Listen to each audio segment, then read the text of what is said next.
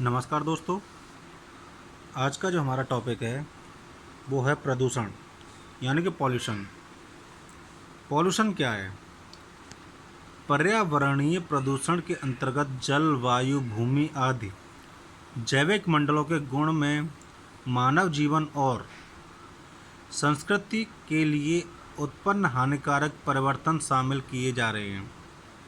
प्राकृतिक तौर पर वायु, जल और ध्वनि ने व्यापक पैमाने पर असर छोड़ा है। बढ़ती हुई आधुनिकता, नागरीकरण, परमाणु ऊर्जा का विकास कहीं न कहीं इसके लिए दोषी माने जा सकते हैं। इस समय प्रदूषण कई प्रकार के होते हैं, ये सब आप जानते हो, जैसे ध्वनि प्रदूषण है, जल प्रदूषण है, वायु प्रदूषण है, मृदा प्रदूषण है। ये तो था हमारा नॉर्मल एक प्रदूषण कि प्रदूषण किस वजह से हो रहा है, क्यों हो रहा है। अब देखते हैं प्रदूषण का अभिप्राय क्या है। कि प्रदूषण से अभिप्राय है किसी भी वस्तु अथवा पदार्थ के भौतिक, रासायनिक एवं जैविक गुणों के लिए ऐसे परिवर्तन से है जिसके कारण वह वस्तु या पदार्थ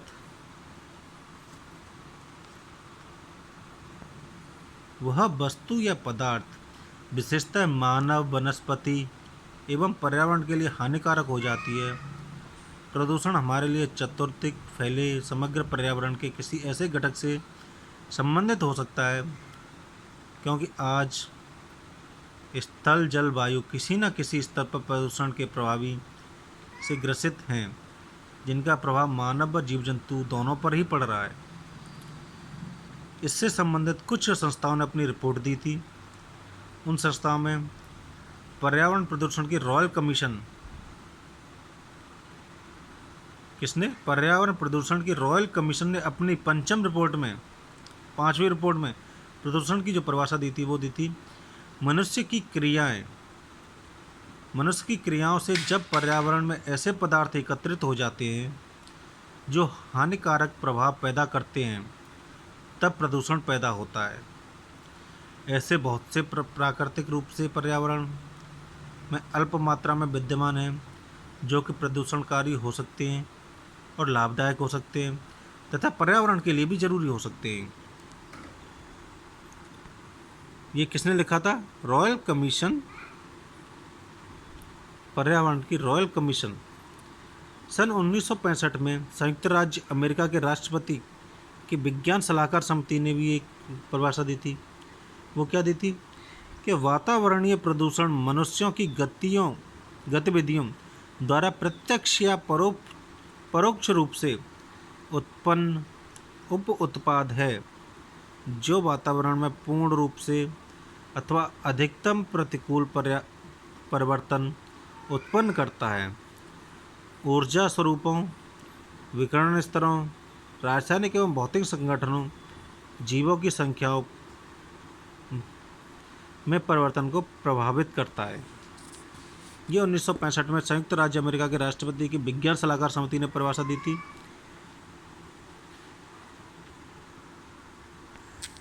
अब 1966 में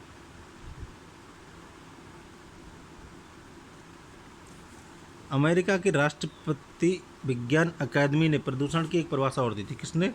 1966 में अमेरिकी राष्ट्रपति विज्ञान अकादमी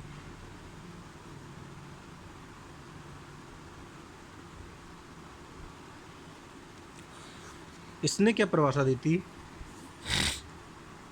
प्रदूषण जल, वायु या भूमि के भौतिक, रासायनिक या जैविक गुणों में होने वाला कोई भी अवांछनीय परिवर्तन है। अवांछनीय से मतलब है कि जिसका पता ही ना हो कि कब क्या होना है या कब क्या हो जाए, जिसके होने की संभावना ना हो, जिससे मानव व अन्य जीवों, औद्योगिक प्रक्रियाओं, सांस्कृतिक तत्वों या प्राकृतिक संसाधनों में कोई हानि हो या होने की संभावना हो। प्रदूषण में वृद्धि का कारण मनुष्यों द्वारा वस्तुओं में प्रयोग करने के बाद फेंक देने की प्रवृत्ति और बढ़ती जनसंख्या के कारण आवश्यकताओं में वृद्धि है। ये किसने कहा था? अमेरिका राष्ट्रपति विज्ञान अकादमी ने। इसके अलावा संयुक्त राज्य संघ के मानव पर्यावरण सम्मेलन में प्रदूषण की एक और परिभाषा दी गई थी। कहाँ दी गई थी? संयुक्त राष्ट्र संघ के मानव पर्यावरण सम्मेलन में। संयुक्त राष्ट्र संघ के मानव पर्यावरण सम्मेलन में एक और परिभाषा दी गई थी। यहाँ क्या कहा गया था? प्रदूषक वे पदार्थ हैं जो अनुचित स्थान पर, अनुचित समय पर, अनुचित मात्रा में मानव द्वारा विसर्जित किए गए जाते हैं। इनमें प्रत्यक्ष अथवा परोक्ष रूप से मानव के स्वास्थ्य एवं उनके संसाधनों को हानि होती है। प्रदूषण मानव की वांछित गतिविधियों का अवांछित प्रभाव है। सुनना, कितनी सरल भाषा में बताया गया था। उन्होंने क्या परिभाषा दी थी? प्रदूषक वे पदार्थ हैं जो अनुचित स्थान पर, अनुचित समय पर, अनुचित मात्रा में मानव द्वारा विसर्जित किए जाते हैं।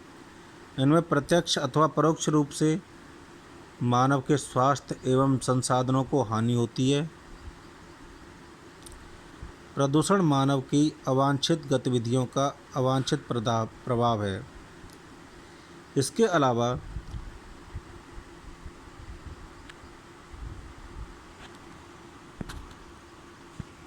ईपी ओडम के द्वारा भी एक परिभाषा दी गई थी। किनके द्वारा? EP Odum.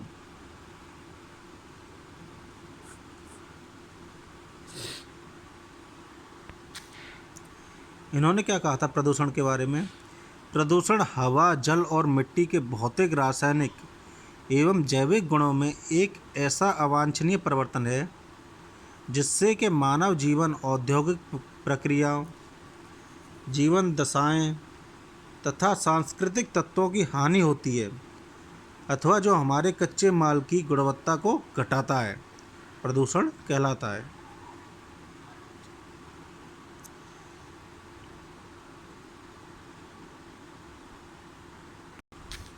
ये तो था अभी तक के प्रदूषण के बारे में किस किस ने क्या क्या परिभाषाएं दी थी।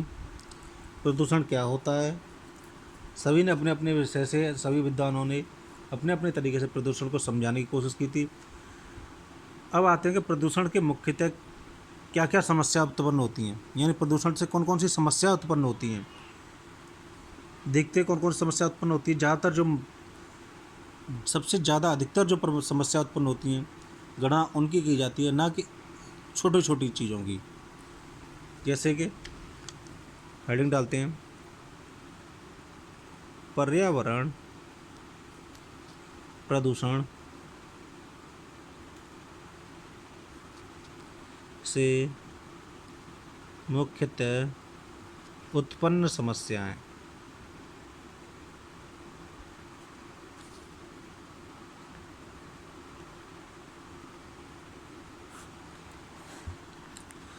प्रदूषण से जो उत्पन्न समस्या होती हैं उसमें सबसे पहली समस्या होती है, वो क्या होती है? स्वास्थ्य की समस्या।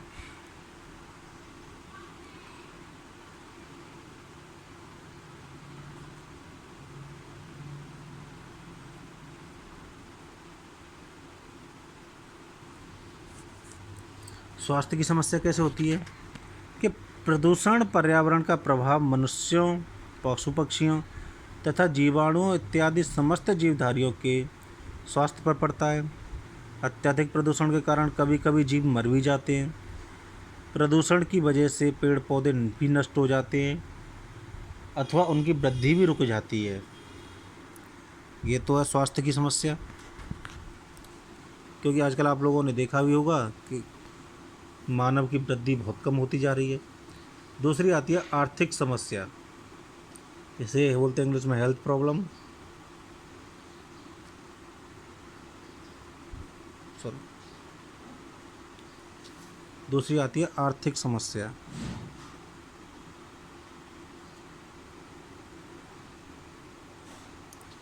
यानी कि इकोनॉमिक प्रॉब्लम।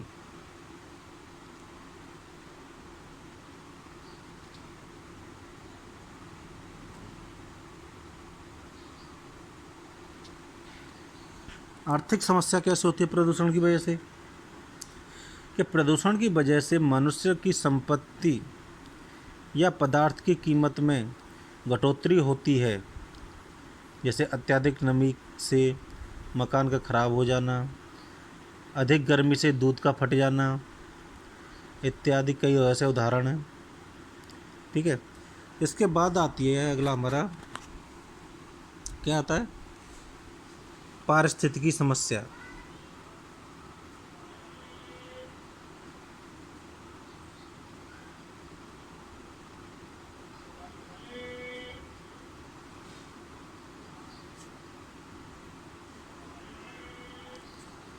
अर्थात इकोलॉजिकल प्रॉब्लम। पारिस्थितिकी समस्या कैसे होती है? पर्यावरण प्रदूषण की पारिस्थितिकी का संतुलन बिगड़ता जाता है।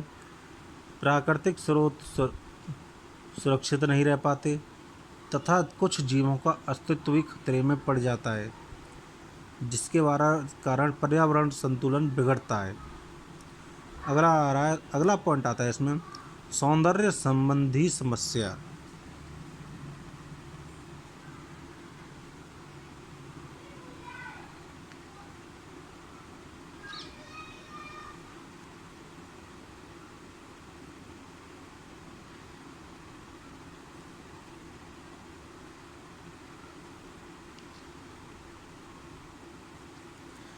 सौंदर्य संबंधी समस्या में क्या है कि प्रदूषण की वजह से हमारे शरीर की बनावट एवं त्वचा का रंग इत्यादि प्रभावित होता है। त्वचा रोगों के कारण शारीरिक सौंदर्य भी नष्ट हो जाता है। ये हमारा सौंदर्य संबंधी समस्या है। अब देखते हैं कि प्रदूषण के स्रोत क्या क्या हुए, यानी प्रदूषण को कितने भागों में विभाजित किया जाता है। हेडिंग डालते हैं, प्रदूषण के स्रोत।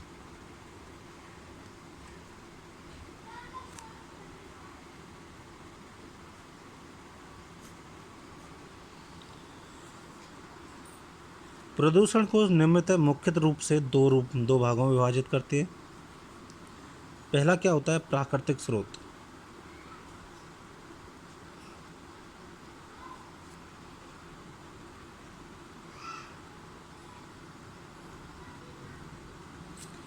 दूसरा होता है मानवीकृत स्रोत।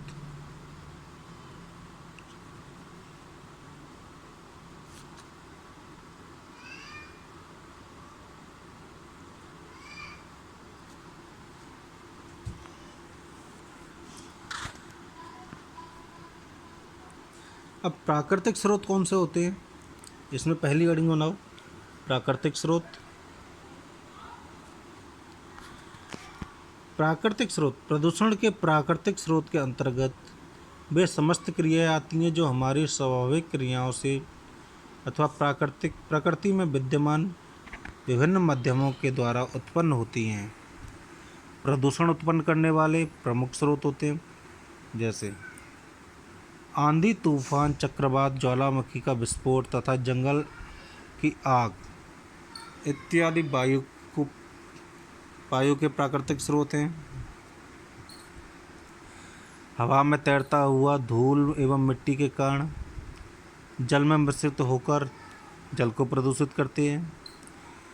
हवा में पराग कण हवा के साथ उड़ते रहने से वायु प्रदूषित होती है। हवा में अलगाई, फंगाई तथा बैक्टीरिया इत्यादि सूक्ष्म जीवाणु हवा को प्रदूषित करते हैं। वर्षा के जल के साथ मलमूत्र का बहकर जलधाराओं में मिलना भी जल प्रदूषण का प्राकृतिक स्रोत है। रेडियोधर्मी विकिरण हवा तथा पानी को प्रदूषित करता है। दलदली क्षेत्र में कार्बनिक पदार्थ के सड़ने की वजह से दुर्गंध युक्त गैस उत्सर्जन होने से वायु प्रदूषित होती है। बहते हुए जल में मृदा की उपस्थिति अनेक लवणों के जल में घुले रहने से जल प्रदूषित होता है। ज्वालामुखी विस्फोटकों, बादलों की गड़गड़ाहट या गर्जन तथा समुद्री लहरों को कोलाहल की ध्वनि प्रदूषण उत्पन्न होती है। ये होते हमारे प्राकृतिक स्रोत से। दूसरा आता है मानवीकृत स्रोत, अर्थात मानव के द्वारा जो प्रदूषण है वो कितने भागों में विभाजित किया जाता है देखते हैं। दूसरी हेडिंग डालते हैं मानवकृत स्रोत। मानवकृत स्रोत के अंदर सबसे पहला जो आता है वो आता है औद्योगिक स्रोत।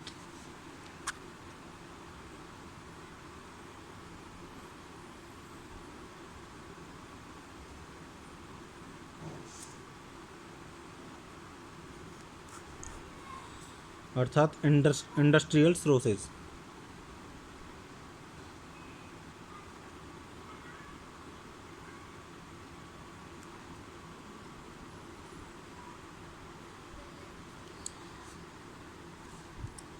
औद्योगिक स्रोत के अंदर हम इसे दो भागों में बांटते हैं, ए और बी।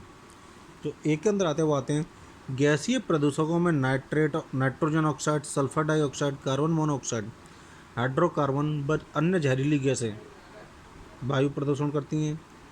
दूसरा जो इसे बांटते वो बांटते हैं ठोस प्रदूषकों में घुले व निलंबित ठोस पदार्थ, अनेक प्रकार के रासायनिकों से मिश्रित अपशिष्ट जल, ऊष्मा इत्यादि में आते हैं।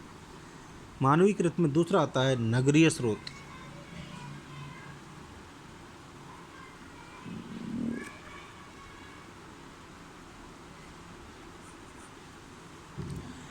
नगरीय स्रोत यानी कि अर्बन सोर्सेज।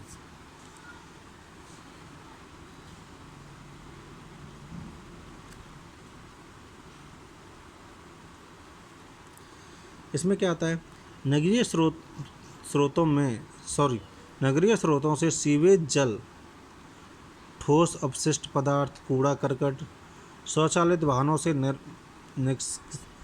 गैस, कारखानों की चिमनियाँ से निकलने वाले विभिन्न प्रकार के प्रदूषक, गंदे नालों से होकर बहने वाले दूषित जल से प्रदूषण की उत्पत्ति होती है। वाहनों, सायरनों एवं लाउड स्पीकरों इत्यादि से उत्पन्न ध्वनि प्रदूषण इसी वर्ग के अंतर्गत आते हैं। इसमें जो तीसरा आता है वो आता है कौन सा? कृषि स्रोत।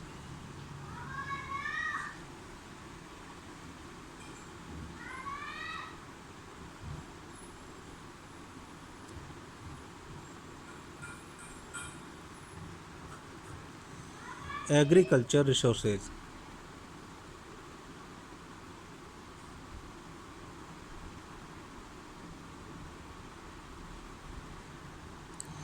कृषि क्षेत्र में जनित प्रदूषकों में मुख्यतः रासायनिक उर्वरक, कीटनाशक, शाकनाशी व रोगनाशी तथा कृत्रिम रसायन पदार्थ आते हैं।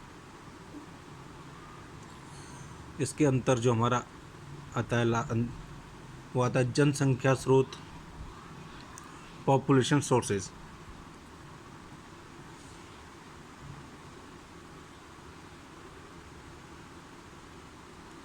जनसंख्या स्रोत।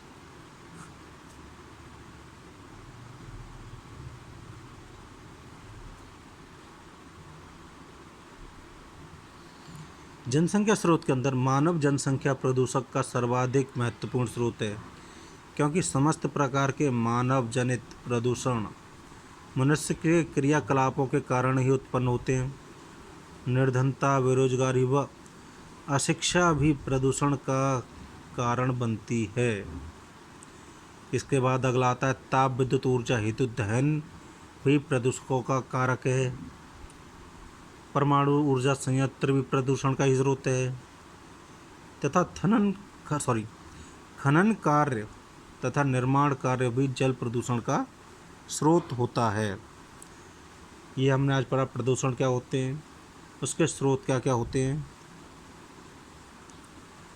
इसके आगे हम पढ़ेंगे प्रदूषणों को जैव पर्यावरण पर क्या क्या प्रभाव पड़ते हैं तथा उन्हें कितने भागों में बांटते हैं।